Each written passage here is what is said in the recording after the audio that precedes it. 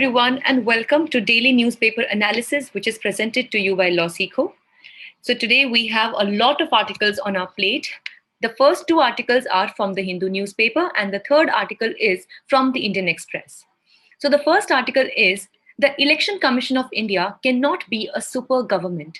This article talks about the sweeping powers that have been given to the Election Commission of India and how this can be detrimental for the long run of the election process in the country. The second article is implementing green contracts. So this article talks about the liability and responsibility of not only the producer, but also the consumers like us when it comes to the pollution of the environment. And thirdly, the article is from the Indian Express, which is titled as Why Goa's Civil Code is Not as Uniform as It is Made Out to Be. So this talks about applauding the civil code that has been brought by Goa, but still highlights some limitations that are there in the civil code. And finally, we have the News in Flash column. Before moving further, let's have a look at the Project Maverick, which is almost free CLAT preparation course from LawSeco. So if you are preparing for CLAT 2021 or 2022, you can enroll yourself for this course at just at rupees 100.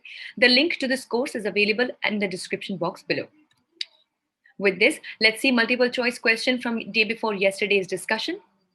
When is World Hemophilia Day celebrated? Your options are 17th March, 17th April, 27th April, or 30th April. You can write down your answer in the comment section below. This is the descriptive question for the day. Explain the power and scope of the Election Commission of India. Does the ECI or the Election Commission of India have powers to disqualify candidates or deregister a political party upon violation of the Model Code of Conduct? You can write down the answer within a word limit of 250 to maximum 300 words. On this note, let's start a discussion for the first article of the day, which talks about the Election Commission of India, its power and scope. Basically, the Election Commission of India is sharply in focus currently due to the ongoing state elections in many states such as Assam and West Bengal. Now, as we know, that many a times, many extraventions and many kinds of extra powers are used by the political parties, of which the Election Commission of India has to take care of. In such a situation, institutes and bodies like the ECI play a very important role in ensuring free and fair elections in the country. So if at all we talk about the power and scope of the Election Commission of India, the Supreme Court in the case of Mohinder Singh Gill versus Chief Election Commissioner in the year 1978 held that Article 324, which provides for the establishment or for the provision of the Election Commission of India, contains plenary powers to ensure free and fair elections vested in the ECI. Now, by plenary powers, we mean that powers that are sweeping in nature or that are quite much absolute. Thus, it has to be seen that the powers which are vested to the Election Commission of India for conduction of free and fair elections in the country are very much absolute, and thus, this article points out that such powers in the real terms of exercise can lead to real problems in the political setup in the long run. Now, if here we talk about the Model Code of Conduct, basically what Model Code of Conduct is? We should know that it is a set of guidelines for political parties during the elections. Please keep in mind that the Model Code of Conduct is applicable from the day the elections are announced till the day the elections are concluded. So all meanwhile this time period, the Model Code of Conduct must be taken care of and must be adhered to by the political parties. Also, it can be traced to a code of conduct in Kerala, which was used back in 1960. Thus, it becomes one of the duties of the Election Commission of India to implement and to make sure that the Model Code of Conduct is being taken care of and is being implemented by the political parties. But if at all, we talk about the enforceability of the code, there is a considerable amount of confusion about the powers available to the ECI in enforcing these. Now, what happens is that the Constitution of India does not explicitly or does not expressively mention about this power of the ECI to implement the Model Code of Conduct, due to which many a times a lot of confusions are seen in this area.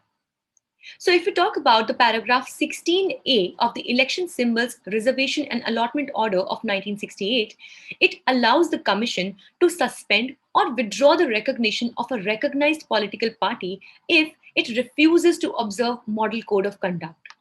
But if we try to understand this on the legal sustainability, so it is not legally sustainable. That is why the confusion is as per the powers of the Election Commission of India with respect to the implementation of the model code of conduct remains. And if we talk about the transfer of officials, so in the same case of Mohinder Gill, the Supreme Court had held that the Election Commission of India can draw power from Article 324 only when no law exists which governs a particular matter. Now, as we know that we have various other laws, like, for example, we have the Representation of People Act and other similar laws which take care of the political parties, the rights of voters, and free and fair elections in the country. Thus, in the Mohinder Gill case, it was held that the powers under the Article 324 of the Constitution can be drawn by the Election Commission of India only when no other law exists in a given particular matter. And specifically, if we talk about the transfers of officials, so the transfer of officials is in government by Article 309, which cannot be bypassed by ECI under Article 324. Now, here again, the conflicting powers of the Election Commission of India and the other powers of the executive side of the government come at a clash. So if we talk about the administrative moves, the Supreme Court in the case of S. Subramaniam Balaji versus Government of Tamil Nadu in the year 2013 held that the distribution of color TV, cycles, etc. done or promised by the government is nature of welfare and thus is permissible during the election. Recently, what happened was that the question of the model code of conduct also had come up when the Kerala government was distributing the pre-packs or the packs of food grains, rice, etc., which were important for the survival of various poor households, specifically in the times of the corona pandemic. But this whole issue was raised by the opposition parties that the government is trying to woo the people so that in the upcoming elections, the people would vote for the government. And keeping this in mind, this entire thing of model code of conduct and also having free and fair elections was inflicted, and thus the Kerala government was stopped from doing so. But then again, if we look at this judgment of S. Subramaniam Balaji versus Government of Tamil Nadu of 2013, wherein even the distribution of color TV, cycles, etc., which was done or promised by the government, was considered to be in the nature of welfare and thus was given permission to be done, let's consider that is it not important that the food grains, which are very, very important for the basic survival of humans, definitely are an important part of the welfare scheme, and thus the government should be allowed to do so. And that is why, due to these ambiguities, many a times there have been problems and there have been gaps in the election processes and throughout the country. With this, let's discuss the second article for the day, which talks about meeting obligations, green contracts. So the increasing concerns about the climate change points to the need for enhanced efforts towards achieving sustainable growth goals in India. Now, as we know that since India is also a signatory of the Paris Agreement of 2015 and India is one of the only few countries that is performing excellent to achieve its nationally determined contributions. In such a scenario, it becomes important that we realize that what are the green contracts.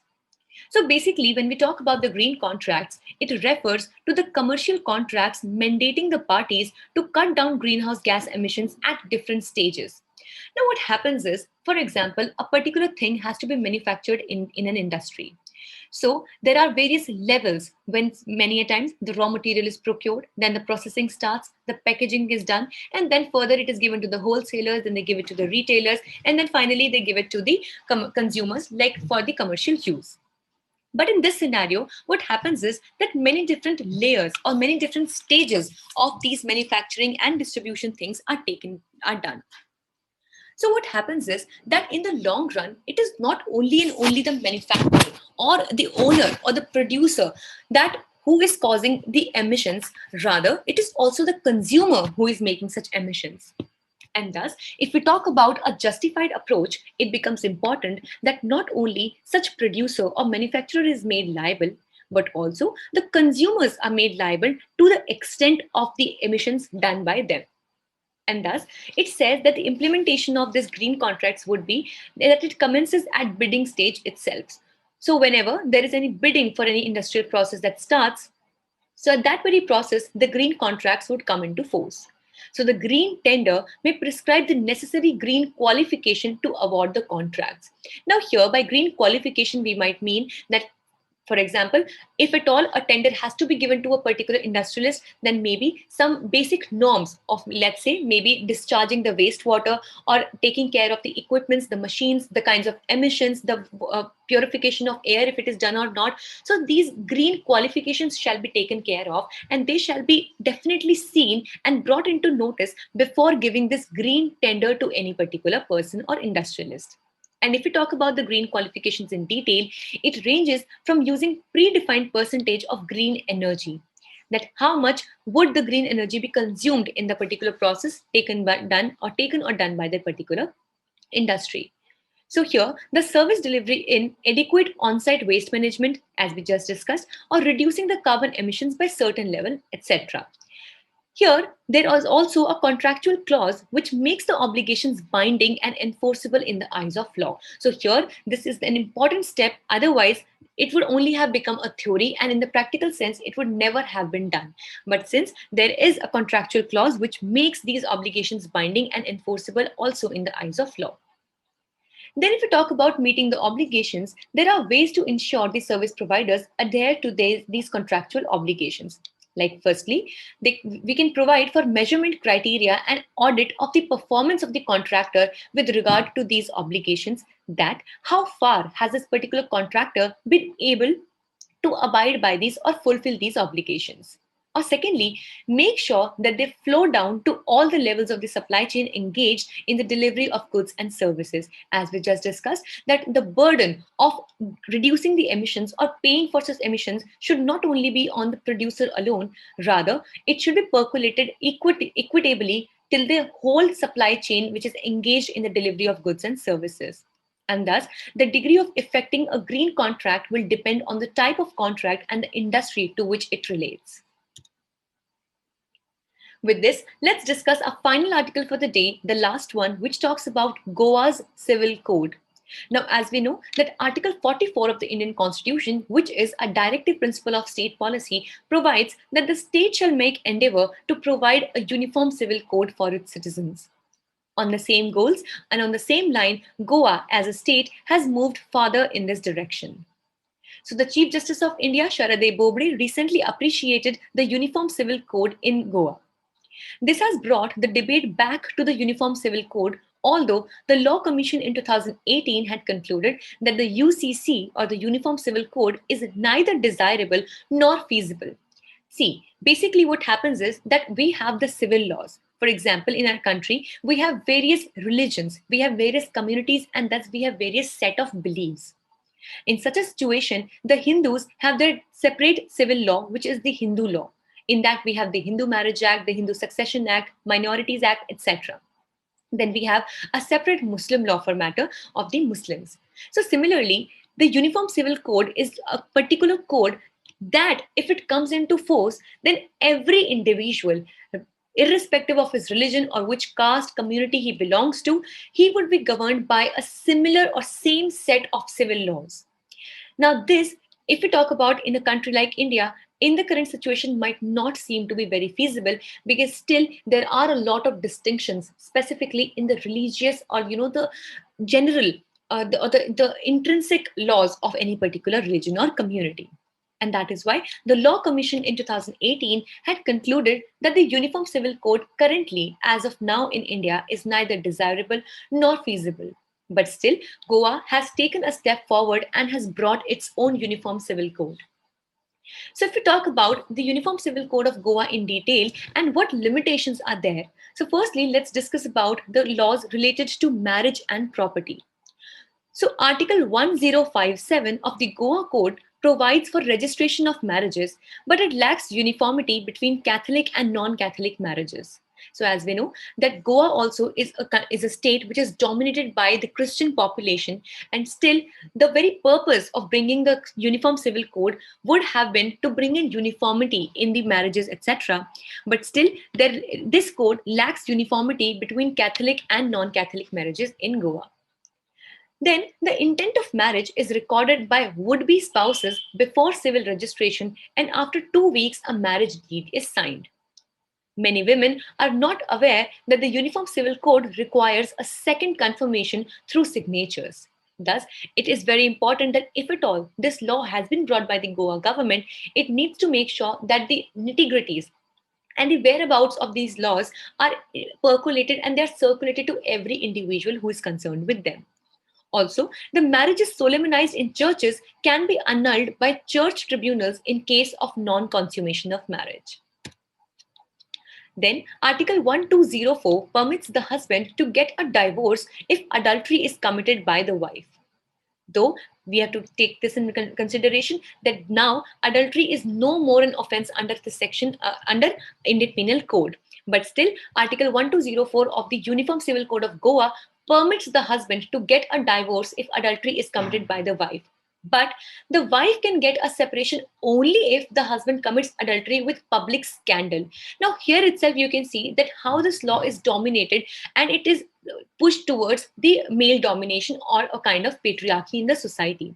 Wherein, as we can see, that the husband can get divorced if wife has committed adultery, but if the same case has been done by the husband, the woman cannot get divorced or the wife cannot get divorced unless the husband has committed adultery with public scandal, which means it has to be of very severe nature.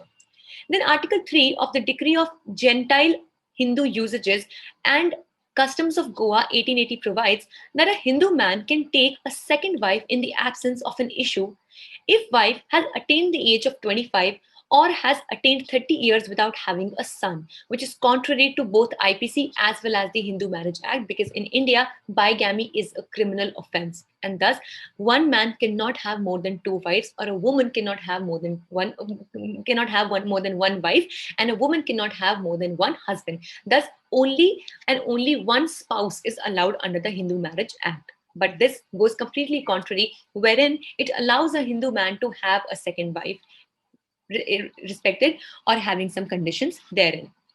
Then Article 1056 terms marriage a perpetual contract between persons of different sex, rather a sacrament. So it basically defines marriage to be as a contractual one, just like it is there in the Muslim law, rather than a sacrament or a kind of a holy tie as generally is taken by the Hindu law.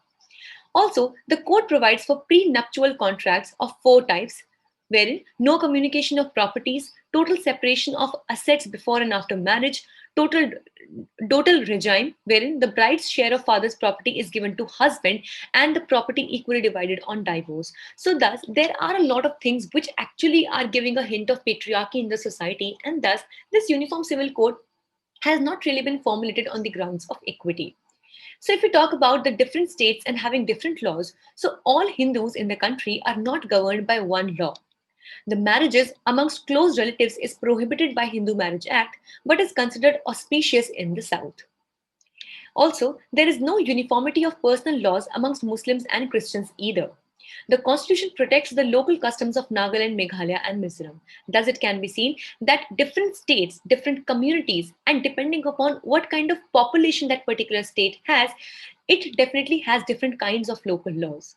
And keeping that in mind, it again becomes difficult to imagine a uniform civil code for the entire country at large. With this, let's discuss what do we have for news in flash. Firstly, World Heritage Day. So World Heritage Day is celebrated on April 18th every year, which was yesterday, also known as the International Day for Monuments and Sites. So this day is aimed at restoring and preserving the diverse culture and heritage that makes the world what it is. And even we have to remember that it is one of our fundamental duties to preserve the monuments. Then, theme for 2021 is the complex pasts, diverse futures. Please note that it is also one of the directive principles of state policy to take care of such heritage and monuments of the country. Second, Meghalaya records India's first bat with sticky discs. So Meghalaya has yielded India's first bamboo-dwelling bat with sticky discs, taking the species count of the flying mammal in the country to 130. So the disc-footed bat, which is in the scientific terms known as Episcopus denticulus was recorded in the northeastern state's Lillard area near the Nong Khailam Wildlife Sanctuary. Please keep in mind, this can be an important question, that where is the Nong Khailam Wildlife Sanctuary situated? So the correct answer would be Meghalaya. So it is about 1,000 kilometers west of the nearest known habitat in Myanmar. Thirdly, Indian Railways all set to run the Oxygen Express. So keeping in mind the shortage of oxygen that has been seen in various hospitals due to the corona pandemic, the railways will now run the Oxygen Express over the next few days to transport liquid medical oxygen and oxygen cylinders across the country. So amid the spiraling coronavirus cases in the country, the demand for medical oxygen in the country has gone through the roof. So this was all for the day. We hope it was a good and informative session for you all. Thank you so much for staying tuned with LawSikho. Please subscribe to our channels for such daily updates to come.